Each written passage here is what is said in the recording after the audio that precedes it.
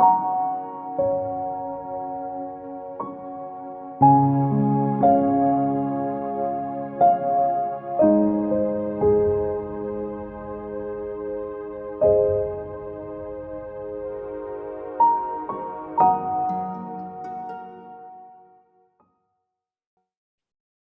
welcome everybody today, 9 o'clock in the morning in Taiwan, and I think 4 o'clock, 5 o'clock in the afternoon in California. And today's speaker is Dr. Anna Serra-Llobet. She's now currently working as a researcher at the University of UC Berkeley, and for the Center for Catastrophe Risk Management. She's also the co-chair of the International Committee at the American Association of State Flood Plan Managers. I think that the American means the United States. Anna got her PhD from the University of Barcelona in 2011 on environmental science, and subsequently she worked at the European Commission in Brussels for the environment. I mean, directory on environment, and she has been in a lot of a number of cooperative projects between UC Berkeley and other institutes. I think she would tell you more about that. Then her talk is on managing the residual risk of extreme floods. Interestingly, which is to compare the United States, France, and Canada, which is Quebec. Anna, please, the time is all for you. Thank you. Thank you very much for inviting me. It's a pleasure to be here today, and thank you very much for this nice introduction. So the project I'm gonna talk about today and some of the results from some analysis, it's called Reflood.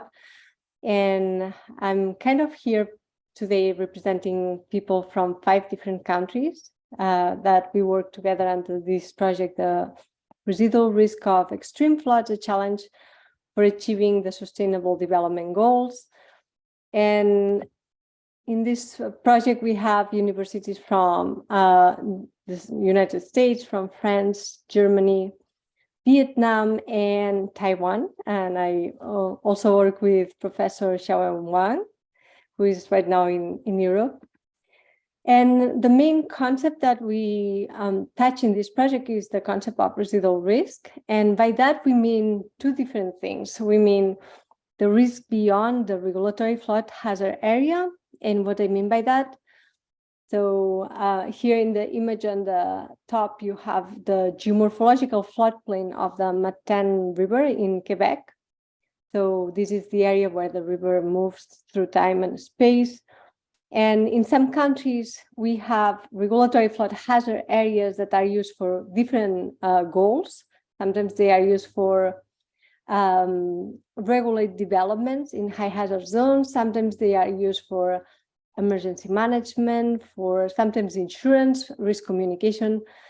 But people, when they see these maps, the flood hazard area that you could see in the bottom image on the right, they think that it's kind of an in and out situation. You can be in the blue zone and you are at risk, and you are outside the blue zone and you are out of the risk area. And this has created a lot of problems in understanding that there is a risk beyond these regulatory or official flood maps.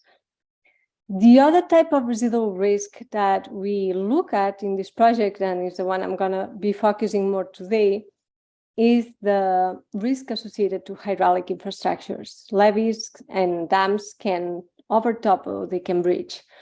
And levees engender a false sense of security, and that encourages more developments behind these structures. But there's still a risk that these levees can, for example, in this image, you can see they can overtop.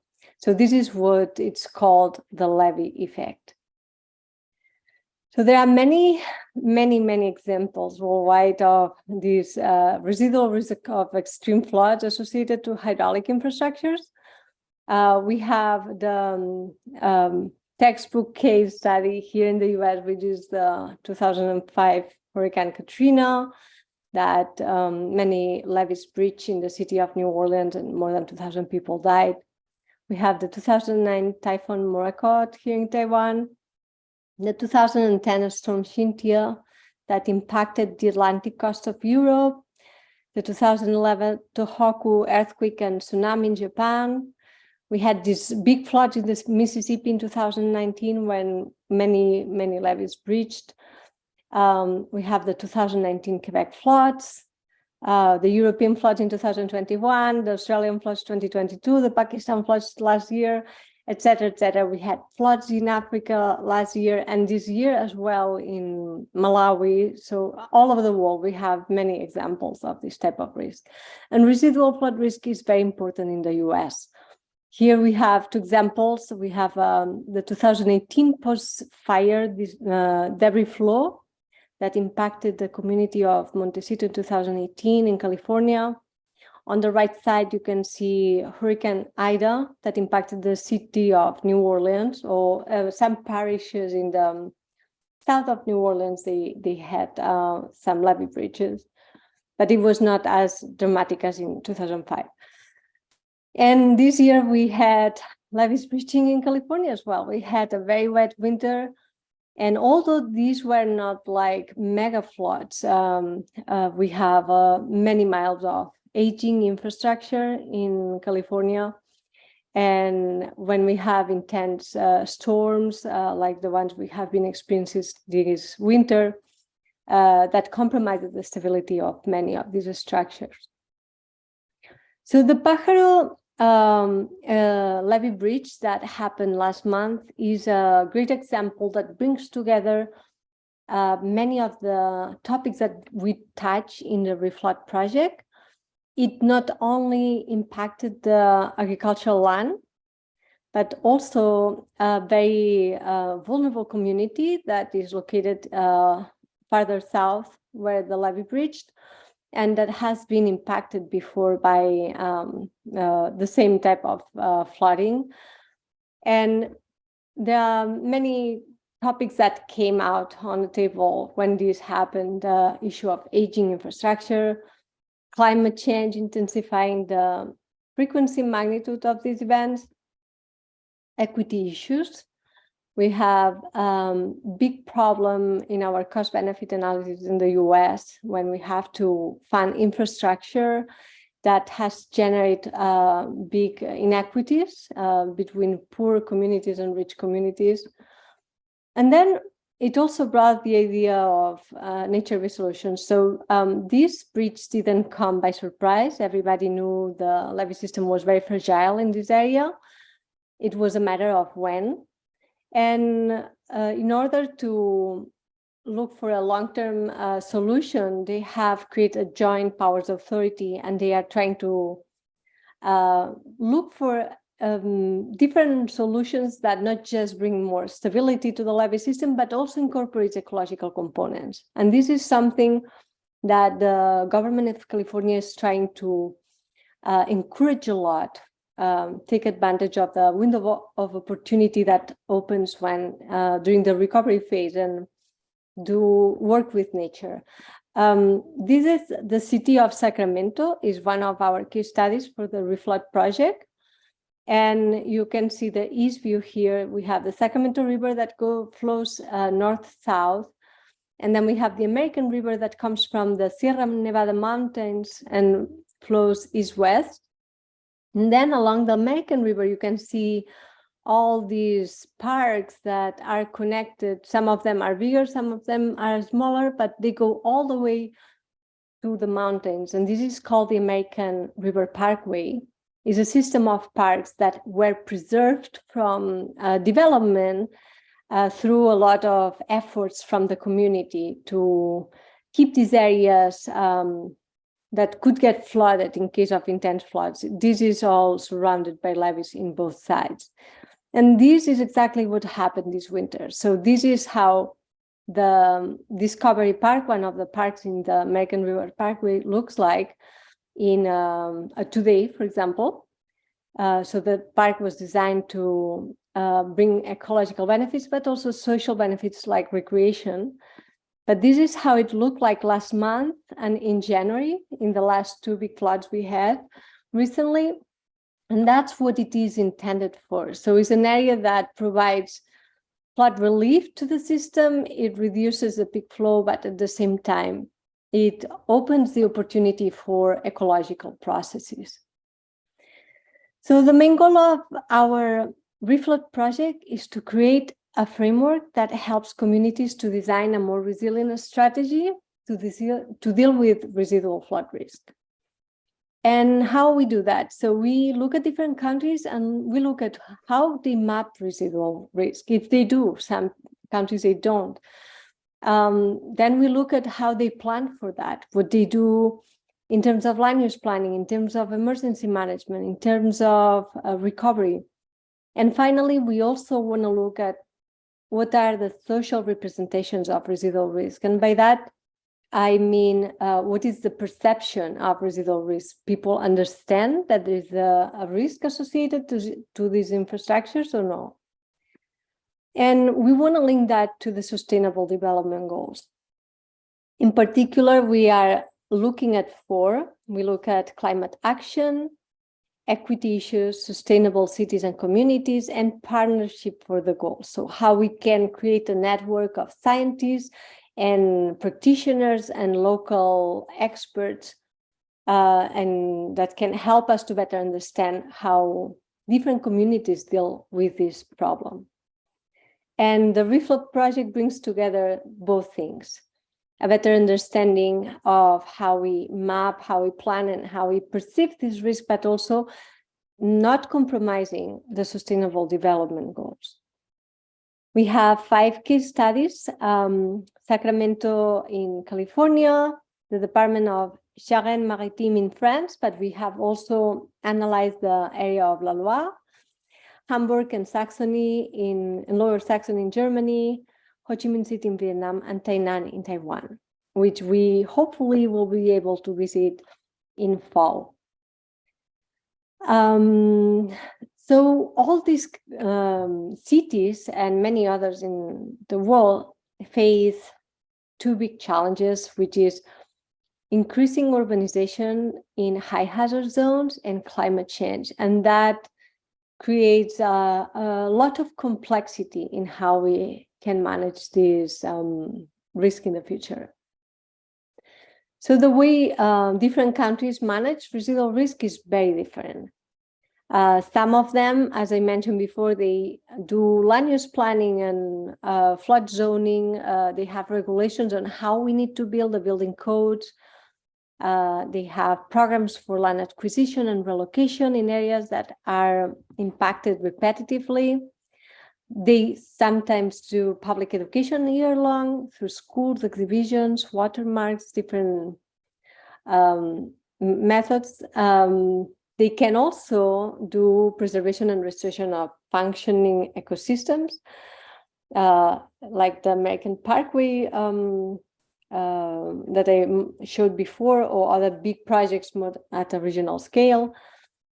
All of them work with also structural measures, because in dense urban areas, you need to provide a certain level of protection.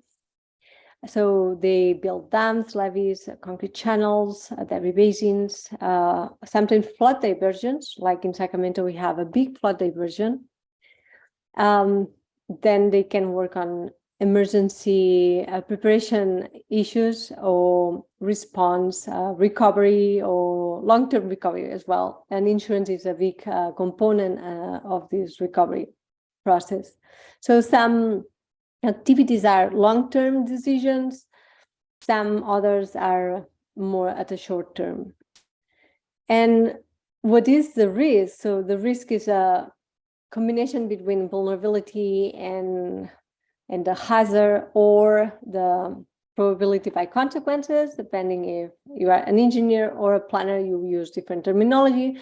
But the point is that the risk can or not turn into a disaster depending on how you manage all these different things. So how do societies understand and manage these low probability and high consequences events?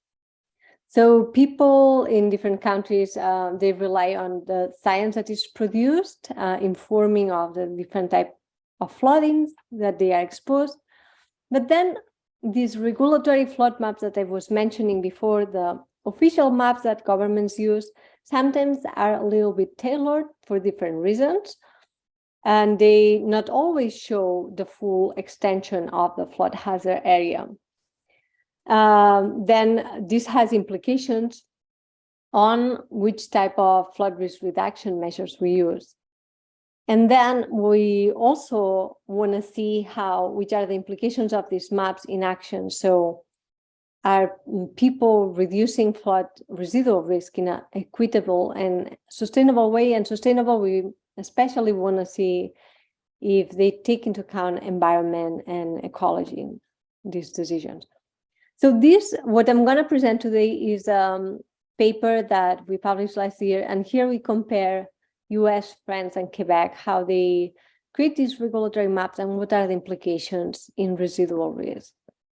So we look at the United States, the province of Quebec in Canada, and France. And they are very different in terms of government and different also geographic locations. But what they share is that the three of them, they do use regulatory flood maps for land use planning.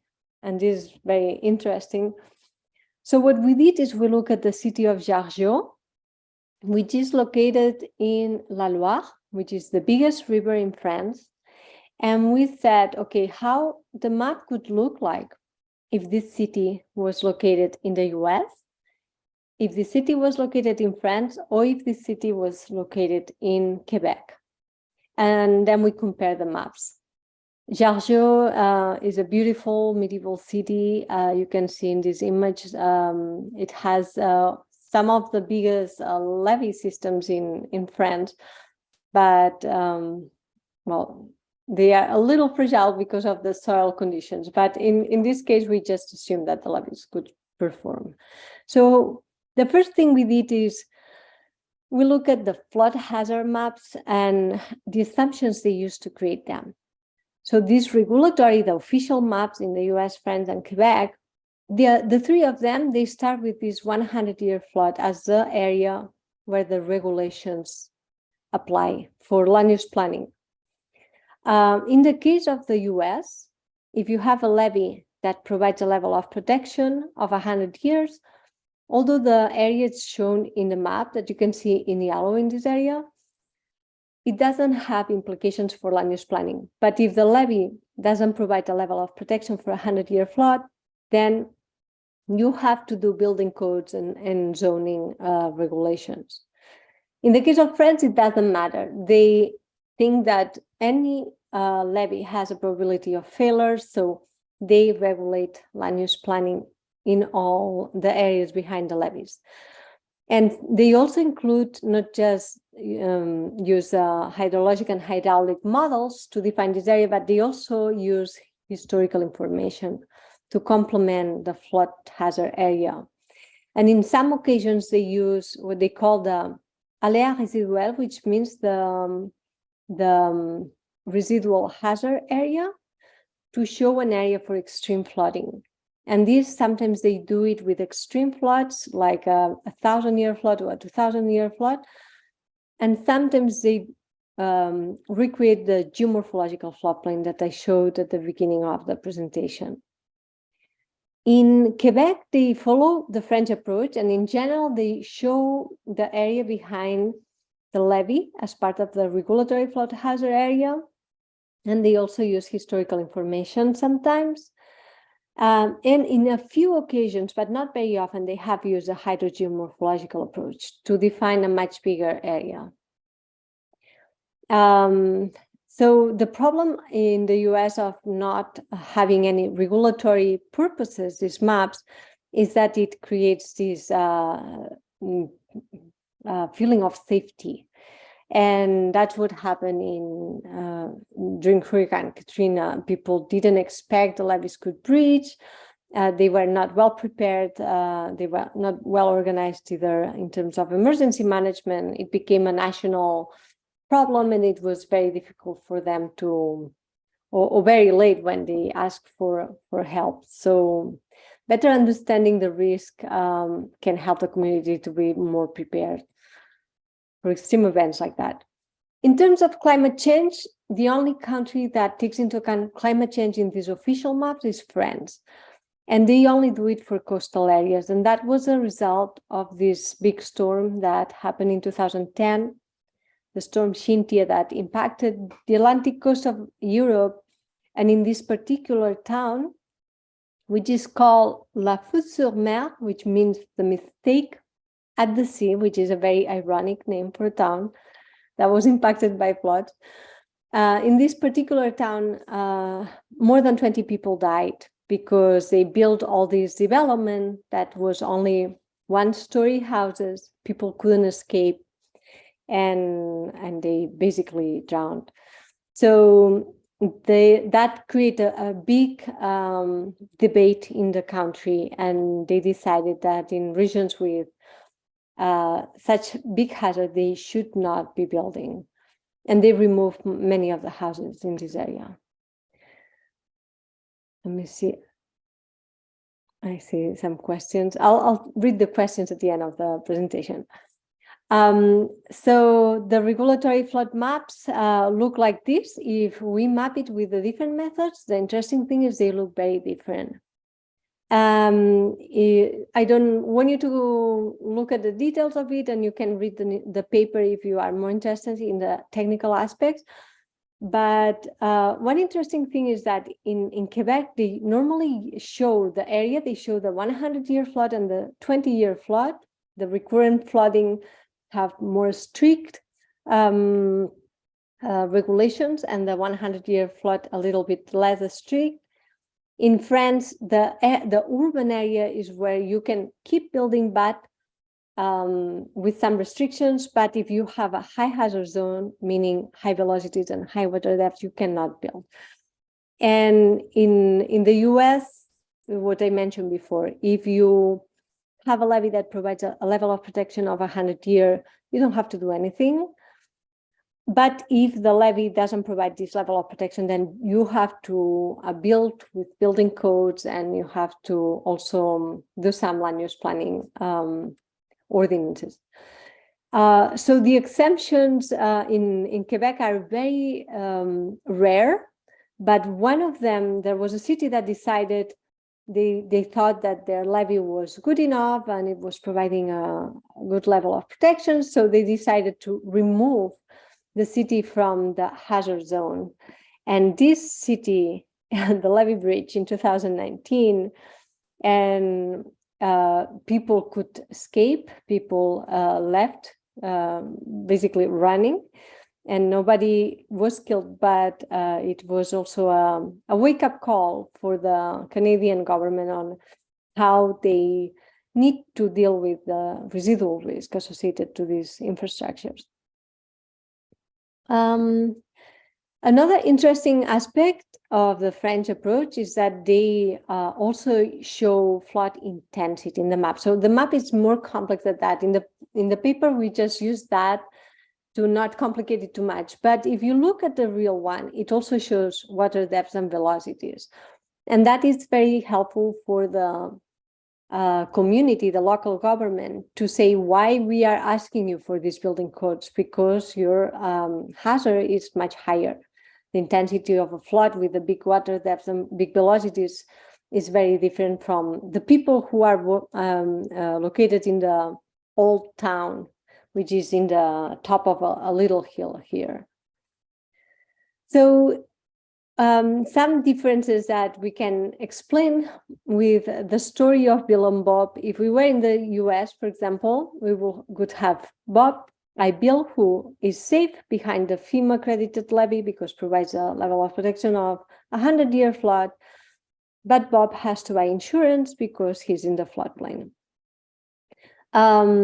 If we were in France and instead of Bill and Bob, they were Guillaume and Robert, it could be very different. So both of them could be covered by flood insurance, because in France, they have a flood insurance that covers all the citizens. They both could be in the regulatory flood hazard area. So Bill would understand that he is also vulnerable to floods in case of an extreme event.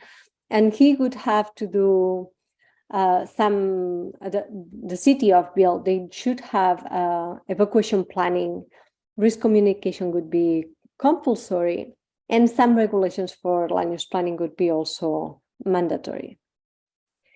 In Canada, before that, in Canada, it's very similar to the French approach.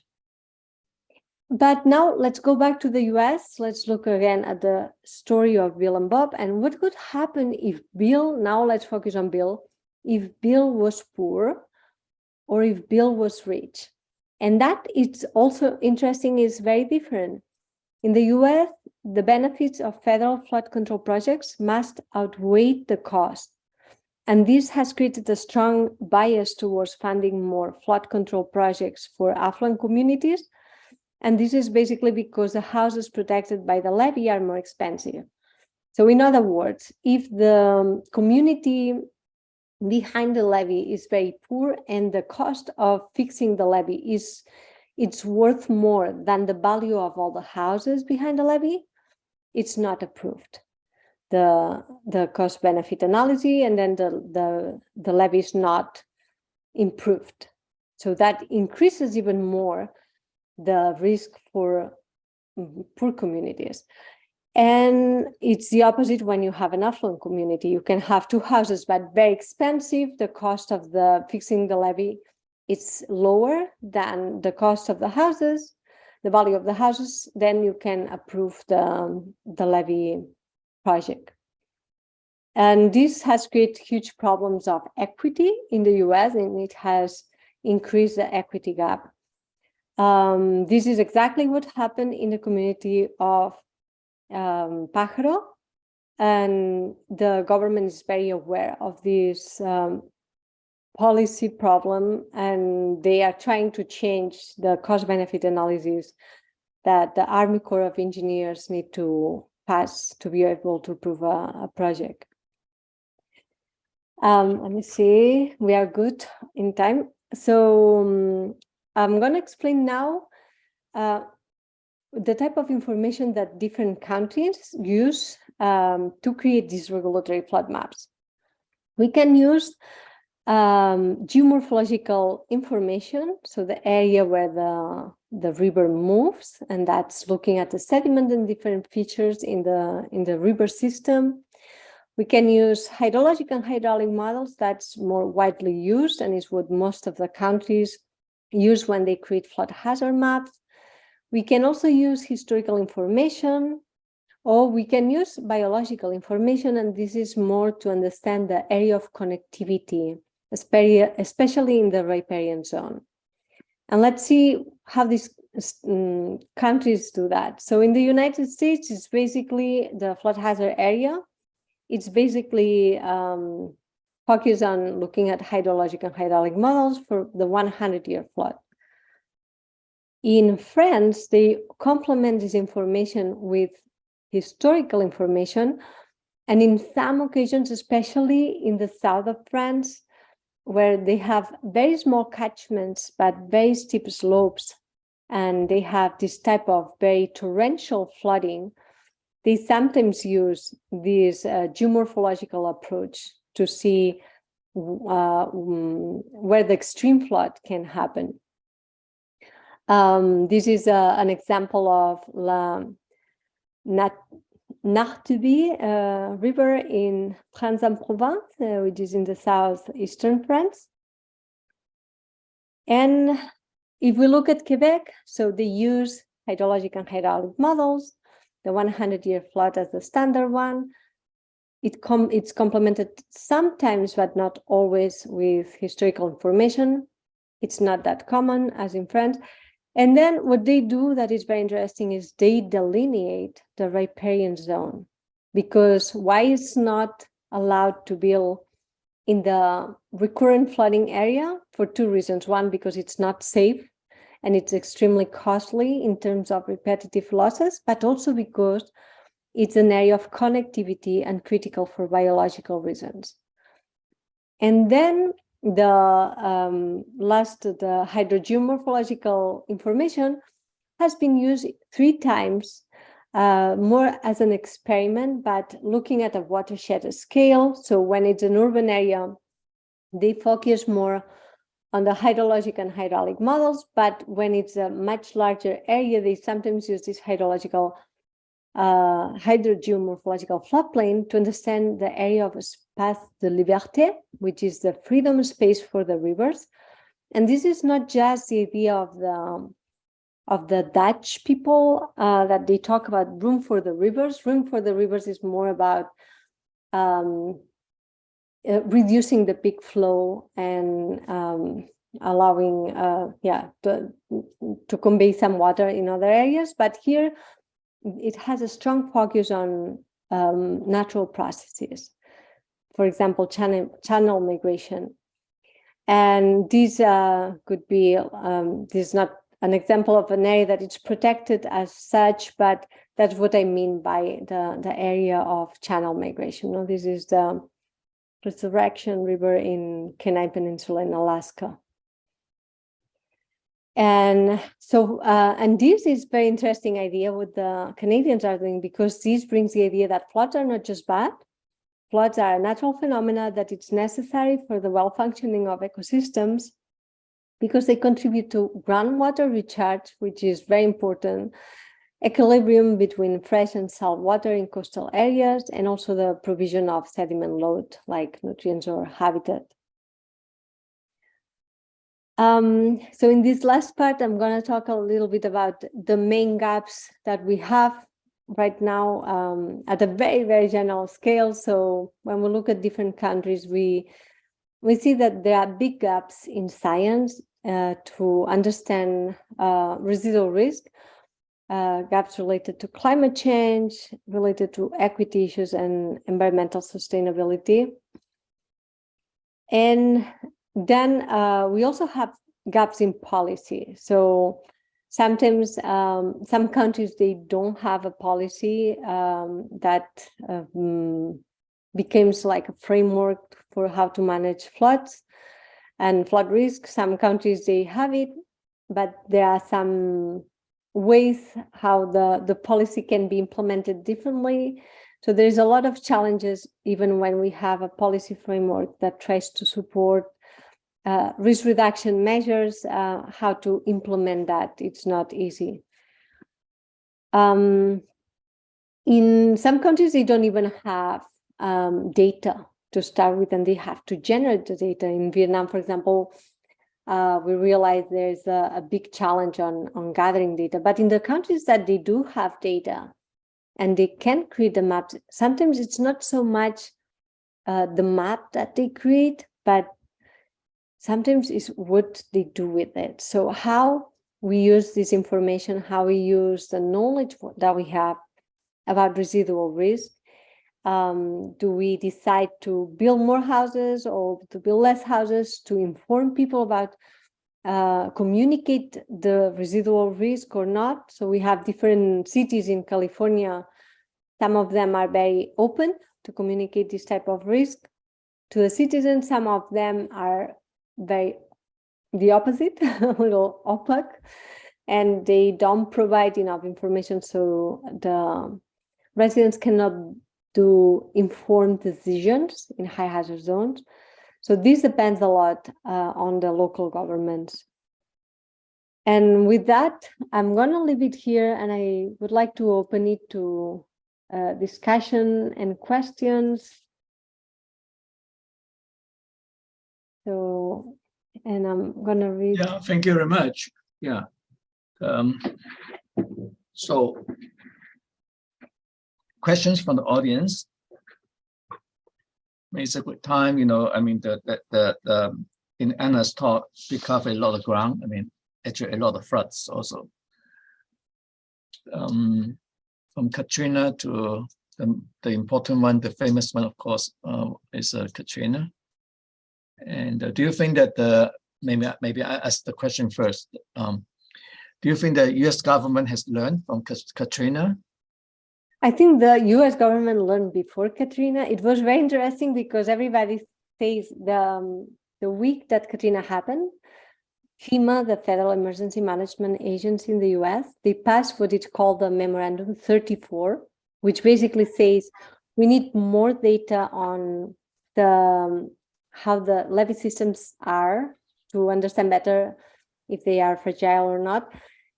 And they published this memorandum a few days before Katrina happened. So everybody thinks that it was Katrina that made the government to be more strict on gathering data and better understanding the levee systems. But it happened to be just a coincidence that it all happened the same week. I think the government is very aware. We have many levees and we don't track them all. So now they are creating this big inventory, trying to understand better how they function. And here in UC Berkeley, we have a team in the engineering department who is developing really interesting technology. They have some sensors that you can put in the levee system to monitor the stability of the system and also to track if there is some leakage, for example, to see if there is seepage. So there is a lot of technology that is now developing fast that might help to better implement all these policies that are trying to be more aware. But yeah, definitely the government is aware of the problem of residual risk. Okay, I see a chat box. Isabella, you have a question? The 100-year flood has a 36% risk in 100 years.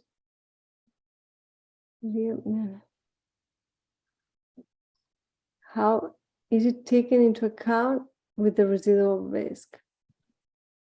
I'm not sure if I totally understand that. Do you think, Isabella, can you just ask the question, or I mean and explain your question? You could turn on your mic,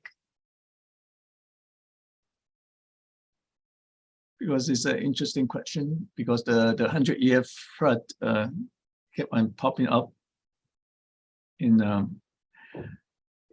I don't quite understand the question either. Anyway, let me ask you another question just to have a dialogue, because our this working group, this coastal zone risk management working group, the membership comes mainly from the Asia Pacific region. Mm-hmm. And the samples you gave, I mean the places you have studied, US, France, and Canada, they belong to the class of advanced. I don't say the advanced civilization, but advanced countries. So do you pay any attention to the Asian situation? Mm-hmm. Yeah, so we look at Ho Chi Minh City and Tainan as case studies in Asia. And things that I find really interesting is, for example, in Taiwan, there's a big effort on emergency management. And this is things I think we can learn from you, because there's no land use regulations, neither in Vietnam or in Tainan in terms of flood risk management. But Taiwan, because of the location and the type of flooding they are exposed to, they are much more aware. I think the communities, especially after Typhoon Morakot, they became, some of them, very aware that this type of extreme events can be more common. And they organize themselves in ways that I think we could all learn from. So it's definitely a different challenge. And many times I think the most, for me, fundamental challenge in many countries in Asia is the availability of data. Because sometimes you have to start from scratch. You don't even have a digital elevation model. Here we always complain about everything, but we are very lucky to have all this data available. And so we can do analysis that might be a little bit more sophisticated just because we do have the raw material to start with. Right. I mean, I understand that after Katrina, there was an effort in redoing the GIS, to identify the places which are most vulnerable to future flooding, and that require a lot of data gathering too. So I think that you're right that in Asia, in countries in Asia, they should try to gather as much data as possible, in order to make any prediction or prevention. Mm-hmm. Yeah. So you have you have strong cooperation with Professor Shawan. Or you've been to Taiwan before? I've been in Taiwan a long time ago, and it was right after I was a mother, so my brain was not very focused on the trip. So I can't wait to come back. Yeah, but we visit some dams, and we attended the conference, and it was lovely. Yeah, Shawan is the best host, so yeah, we were really well treated. So we can't wait to come back, and our idea is to come in fall. We want to visit the city of Tainan and better understand the challenges there. Yeah, I hope that Shawan can organize a meeting in Taiwan so you could come in near future. Any questions from the audience? I'm not sure if I understand Isabella's questions, but I'm gonna chime in that one. So the 100-year flood is interesting because it has become kind of a standard for many countries. I always wonder why, and what I realize is that in the US, they came out with this idea of we have to put a limit somewhere. We cannot ask everybody not to build in the, for example, in the Mississippi floodplain is gigantic, so you have to put a limit somewhere. And they came out with this idea of the 100-year flood, and it became very popular. But the relation between the 100-year flood and the residual risk for us is the idea that if you just give a map with one design flood, whatever that is, if it's 100-year flood, or people will just think in and out. And I think one of the biggest challenges is how you communicate people that there is a progression, that there are some countries in Europe, they use different return periods. So they use recurrent flooding, medium flooding, and extreme flooding. And that gives a little bit of an idea that things can go beyond. Many times an extreme flood can even overpass that as well. So there's always this challenge on how to communicate a concept that you cannot really put in numbers. Maps are good, they are helpful, and they allow us to make decisions and ask for action, but we have to be very aware that they are based on models, and models are models. It's also partly it's also psychological. You say 100 years is 1 or 2 generations, right? Exactly. You tell people it's a 10,000 years flood. They they don't have to think that. Some people understand it the opposite way, that it was intended. Yeah, the intention was that people thought it's a big flood, but people end up thinking, wow, that's not going to happen again. Yeah, it's a misunderstanding. Yeah. If you say 100-year flood, that means that it might happen tomorrow or next year. And if you say a 1% chance flood, people think that it's not a big deal because it's 1%. Yeah, so there's a very good, maybe we should have a meeting on 100 years flood, in Asia, some statistics. Okay, good. And if there's no other questions, I think that I want to thank Anna and the participants in this morning session. I'm just gonna add one more thing, because that's one of the questions I always get, and I didn't got it today, so just to make sure if somebody sees the video. So in these models, they look at the levee as invisible, but in the case of France, they also do fragility curves. So they also look at potential levee over top or breach in different sections of the levee system. And they add an extra layer in the maps that shows these potential hazard areas.